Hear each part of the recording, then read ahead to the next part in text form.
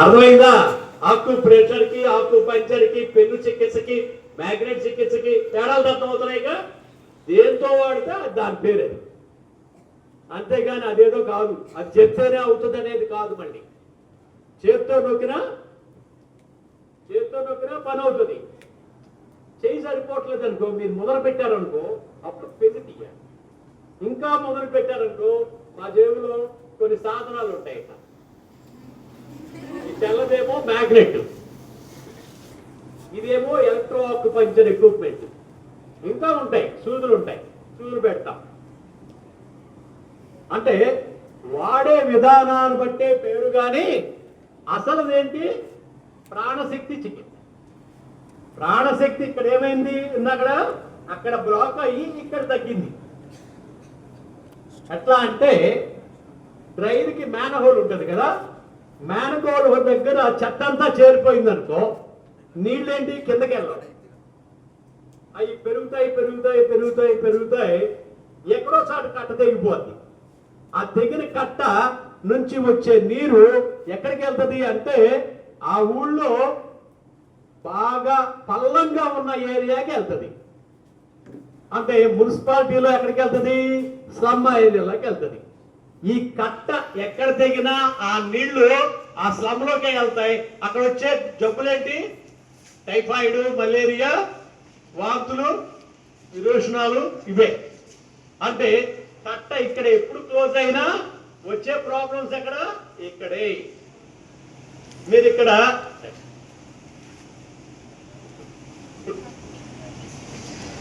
అంటే బ్లాక్ అయిన ఏరియా ఎక్కడ ఉన్నా వచ్చే ప్రాబ్లమ్స్ ఎక్కడ వస్తాయి? ఇక్కడే వస్తాయి. ఇక్కడ మనం కట్ట తెగొట్టామనుకోండి, ఏమవుతుంది? ఈ ప్రాబ్లమ్స్ అన్ని సర్దుకుంటాయి. మీ సమస్యకి కావాల్సిన మందు ఎక్కడుంది అంటే మీ దగ్గరే ఉంది. అది తెలిస్తే రాబోయే ప్రాబ్లంని ఒక నొక్కితే పోతుంది, మొదలు పెడితే కోతకి వెళ్తుంది. ఆ మెడ బీసుకుపోయిన వాళ్ళు చాలా మంది కోత కోయించుకుని ఎందుకు పనికి రాకుండా పోతున్నారు కదా. ఒక చేత్తో ఊరికరే ఇలా అంటే పోయే సమస్యని మనం తెలియక మొదలుపెట్టి మీరు సంపాదించిన ఆస్తి, మీ తాతల తండ్రులు సంపాదించిన ఆస్తి రాయించుకోవడానికి ఒక వర్గం వారలా తలుపులు తెరుచుకుని ఉన్నారు. మీరు గనక ఈ నాలెడ్జ్ తెలుసుకోకపోతే బాధపడతారు, ఆస్తులు పోగొట్టుకుంటారు. తెలిసిందనుకోండి, సింపుల్, మీ మూలంగా 3 మంది బాగుపడతారు. సరేనా? ఒక మందు చెప్పాలి, మందు కాదు, మందుల కంపెనీ. ఈ కంపెనీ నీకు ఎంత మందు కావాలో అంత మందు రెడీ చేసి పెడుతుంది, మీరు వాడేసుకోవడమే. మందు లేదనుకో, నువ్వు ఎంత నొక్కినా వెళ్ళేదే లేదు, నీకు వచ్చే నష్టమే లేదు. మహా అయితే కొంచెం మసాజ్ అవుతుంది అంతే, అంతకు మించి నష్టమే లేదు. ఓకే, ఇంకొక మందు చెప్తా, ఇది కూడా చాలా చాలా ఇంపార్టెంట్. అదేంటంటే ఇక్కడ విష్ణు దగ్గర నుంచి 3 వేళ్ళు వెనక్కి, దీని ఇంటర్నేషనల్ పేరేంటి అంటే, ఇంటర్నేషనల్ గా దీన్ని పిలుచుకునే పేరేంటి? P6, pericardium 6. పెరికార్డియం 6. ఇక్కడ గనక ఆ జీవశక్తి, ప్రాణశక్తి బ్లాక్ అయ్యిందనుకోండి, బొట్టు సెంటర్ నుంచి ఇక్కడ వరకు ప్రాబ్లమ్స్ వస్తాయి. బొట్టు సెంటర్ నుంచి ఇక్కడ వరకు ఏరియాలో ప్రాబ్లమ్స్ వస్తాయి. కడుపులో నొప్పి కావచ్చు, లేదా ఊపిరి ఆడకపోవచ్చు, లేదా రక్త సరఫరా సరిగ్గా లేకపోవచ్చు, గ్యాస్ట్రిక్ కావచ్చు, మోషన్ సరిగ్గా కాకపోవచ్చు. ఇలాంటి ప్రాబ్లమ్స్ వస్తాయి. అవి 4 విభాగాల్లో ఉంటాయి ఈ ఏరియాలో వచ్చే ప్రాబ్లమ్స్. అదేంటి? సర్క్యులేటరీ విభాగం, రెస్పిరేటరీ విభాగం, డైజెస్టివ్ విభాగం, ఎక్స్క్రిటరీ విభాగం. 4 విభాగాల సమస్యల్ని సరిచేయగలిగిన మన బాడీలో ఉన్న పెద్ద మందుల కంపెనీ P6. ఇక్కడ 2 టెండాన్స్ మధ్యలో ఉంటుంది, 2 టెండాన్స్ మధ్యలో. ఇది P6. ఈ P6ని ఏమనాలి అంటే మనం కమాండర్. ఏమనాలి? కమాండర్. అతను ఏరియా కమాండరు, బొడ్డుకాడి నుంచి కాలారపూర్ వరకు ఈ ఏరియాకి కమాండరు. ఇక్కడ ఉండే ఆఫీసర్లని ఏం చేస్తుంది ఇది నిరంతరం? మీరు ఇక్కడ నొక్కితే ఆ పాయింట్ వచ్చి ఇక్కడ అందరినీ నొక్కుతుంది. ఏమవుతుంది? ఈ ఏరియాలో మన బాడీలో ఉన్న 12 అవయవాలకి 10 అవయవాలు ఇక్కడే ఉన్నాయి. ఏమున్నాయి చూడండి? Lungs, heart, pericardium, liver, gall bladder, stomach, spleen, pancreas, part of large intestine, part of small intestine ఉన్నాయి. ఇక్కడ 10 ఆర్గాన్లు గాను, 12 ఆర్గాన్లకు గాను 10 ఆర్గాన్లు ఏం చేస్తుంది? ఈ పాయింట్ ఎక్కువ తక్కువ కాకుండా చూస్తుంది. ఇందాక నేను మన 5 విభాగాల గురించి చెప్పినప్పుడు ఏం చెప్పాను? 2 ఆర్గాన్లో వ్యత్యాసం వస్తే ఆ రకమైన సమస్యలు వస్తాయని చెప్పాను. ఇప్పుడేం చెబుతున్నాను? ఈ ఒక్కటి నొక్కితే 5 జతలుగా ఇవి సెటిల్ అయిపోతాయి. అంటే 5 గ్రూపుల సమస్యలు పరిష్కారం అయిపోతాయి. ఇది నేను చెప్పాను. ఎక్కడుంది ఈ మందు? నీ దగ్గరే ఉంది. ఎక్కడుంది? నీ దగ్గరే ఉంది. ఎన్నేళ్ళు? 3 ఏళ్ళు. మీ వరకు మీ చేతిలో పెన్నే పెద్ద ఆయుధం అని చెబుతున్నా. మా దగ్గర వచ్చే వాళ్ళందరూ ఎలాంటి వాళ్ళు వస్తారంటే మురగబెట్టుకు వస్తారు. ఆల్మోస్ట్ ఆల్ కొలా దగ్గరగా ఉన్నోళ్ళే వస్తారు.